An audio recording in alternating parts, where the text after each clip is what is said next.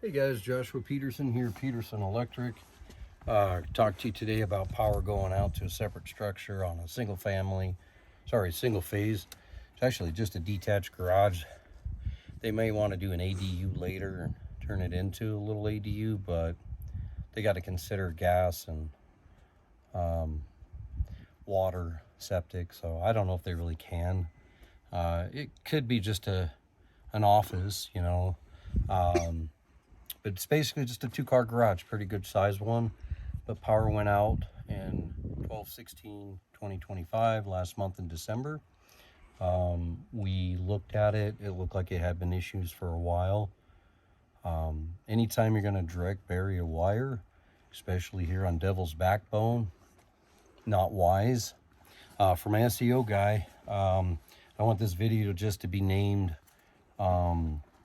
putting your underground power in a PVC pipe, or better yet, I would put it under lights flickering.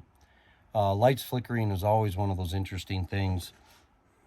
I've had 3 of these in a month. One of them, I'll show you another video. We went out to North Fort Collins at Terry Lake. I'll reference it. I'm heading there after this. There's 150 foot down to the meter. This was about 60 feet, plus the pipe in and out was 70. The other one has some sandstone and dirt. This one is rock. Yes, the code does speak upon it, and 300.5 that you have to have it at 18 inches deep, plus your conduit then. If you can't, you can put a PVC, or you can put cement, but you got to maintain 2 inches of concrete. So the wider your trench, the more the cement sags like a pancake. This trench was done real narrow. We did give him a bid on doing the trench part. About 2 other guys did too. He was looking at, just for the work on the trench, $4 to $5 grand just to dig it. You'll see why in a minute. Plus the material and plus the labor. The diagnostic was there too that we had to do. Took us a few hours. We tried to tone it out with our tools and trace it, but it ended up taking us down the line that basically showing us our Comcast and fiber line.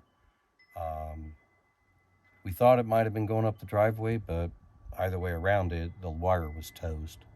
It did have a number 2 aluminum URD. It did not have a ground wire. If it does go out and you put wire back, you got to have a conduit, and the rocks you do.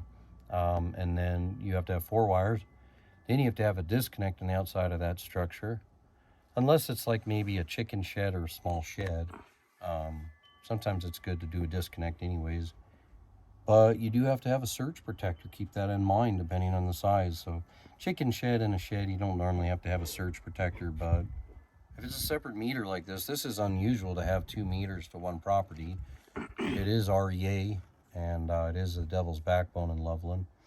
So any which way, guys, yeah, here's where it is. Sorry, I'm muffled. I got a cold. It's January right now. Actually just a week before my birthday. Yay, 51. So yeah, so here's your main disconnect that was already here. Hey Josh, do you have to have that neutral ground bond? Yes, you do. You're establishing your disconnect here at the structure. And yes, you do have a 4th wire going up. I get that, but the ground rod's there. So the PVC, we heated it up. That's going to be done. And we did a heat box on that. So as you can see, your deduction there at 18 3/4. And then we used a heat box coming up here. And so when we did that heat box, we had to get these offsets here because of the ground. And then we kept heating that up.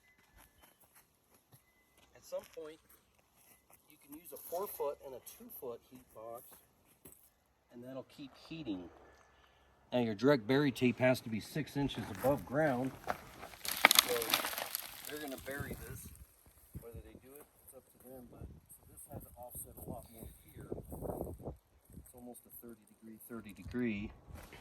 And then this one is really tricky.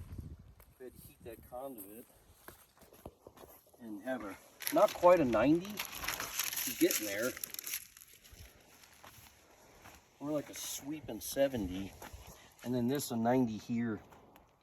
So we soaked it as we went. You gotta have Schedule 80 coming out of ground with your green stripe showing.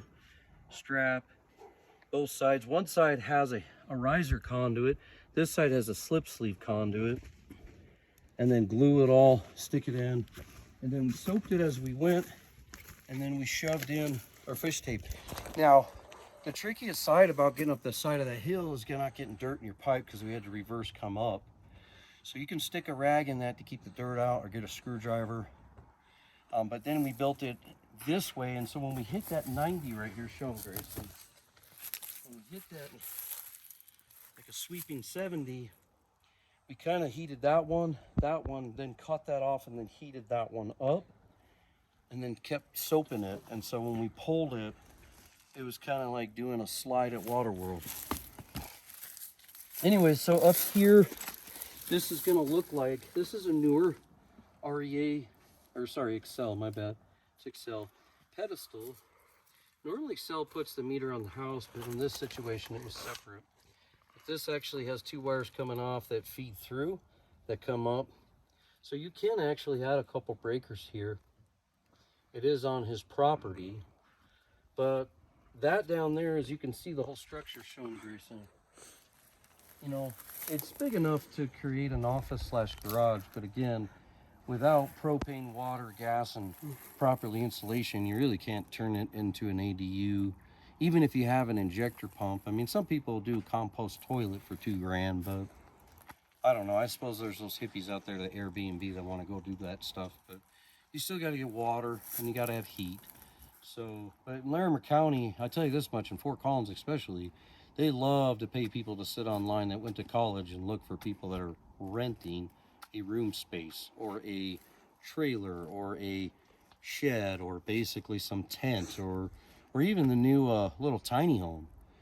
So those can get shut down pretty quick because you're making a profit on people. But in this scenario, yeah, however he does it.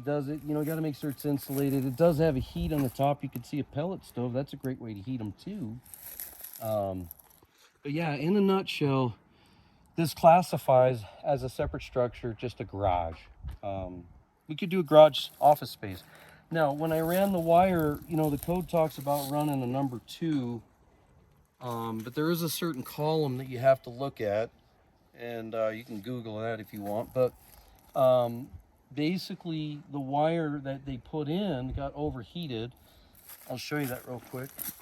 So that other wire probably came down through, our guess was either down over this way, but we started digging it out, and then the customer did some more digging. And either way, it came up right here, and it wasn't worth the track over. But this is the wire. So you should never just direct bury your wire in a rock. Even if you backfill with soft dirt, you should never backfill with rock or debris. But so we put in a 1/0 here, it's thicker. The difference between a 1/0 and a number 2 is actually quite a bit on the circumference, especially if it heats up. But you can see on this wire some of that stress, especially the neutral, because it's the neutral that failed. And you'll see it at the end of the wire, it'll start looking like the insulation matched the rib of the aluminum. So then you know that that got kind of soft. But any which way, we'll drag this back up. Usually what happens,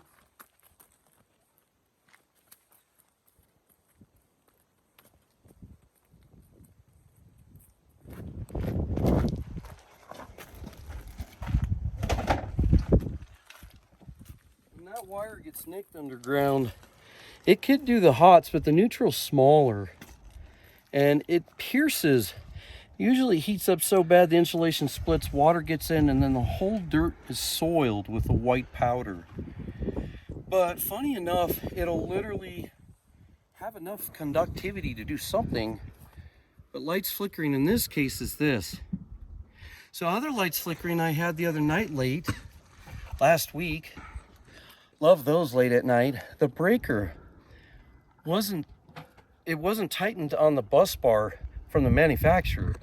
Sometimes electricians miss those nuts.